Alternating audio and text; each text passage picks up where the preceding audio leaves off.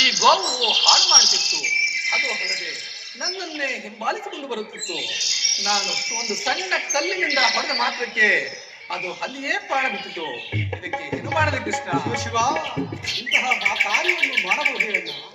ಶಿಶುಹತ್ಯೆ, ಸ್ತ್ರೀಹತ್ಯೆ, ಗೋಹತ್ಯೆ ದೋಷವು ನಮ್ಮ ಯಾದವ ಕುಲಕ್ಕೆ ಕ್ಷೀಣವಲ್ಲವೇ? ಹಾಗಾದರೆ ಇದಕ್ಕೇನಾದರೂ ಪರಿಹಾರವಿದೆಯಾ ಕೃಷ್ಣ?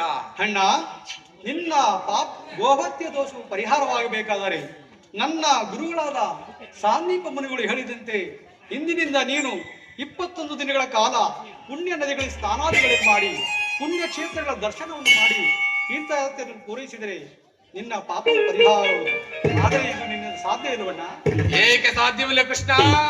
ಏಕೆಂದರೆ ಈಗ ತಾನೇ ನಿನ್ನ ಪ್ರಿಯ ಶಿಷ್ಯನಾದ ದುರ್ಯೋಧನನಿಗೆ ಯುದ್ಧದಲ್ಲಿ ಸಹಾಯ ಮಾಡುವುದರಿಗೆ ವಚನ ಕೊಟ್ಟಿರುವೆ. ಅದರಿಂದ ಸಾಧ್ಯವಿಲ್ಲವಣ್ಣ. ನಾನೇ ಪಾಪದ ಭೀತಿಯಲ್ಲಿ ಬೆಳೆದಿರುವಾಗ ಆ ದುರ್ಯೋಧನದಿಂದ ನನಗೆ ಆಳಬೇಕಾದ ವಿಚಾರವಾದರೂ ಏನು? ಯುದ್ಧದಲ್ಲಿ ಧರ್ಮ ಇದ್ದವರಿಗೆ ಜಯವಾಗಲಿ.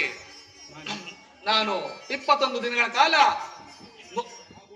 ಭೂಪ್ರದಕ್ಷಿಣೆ ಮುಗಿಸಿಕೊಳ್ಳಲು ನಾನು ಇದೇ ಮಾರ್ಗವಾಗಿ ಬರುತ್ತೇನೆ. ಅದು ಅಲ್ಲದೆ ನಾನು ಬರುವ ತನಕ ಈ ರಾಜ್ಯಭಾರವನ್ನೆಲ್ಲ ನೀನೇ ನೋಡಿಕೋ. ನಾನು ಬರುತ್ತೇನೆ. ಶಂಭೋ ಮಹಾದೇವ.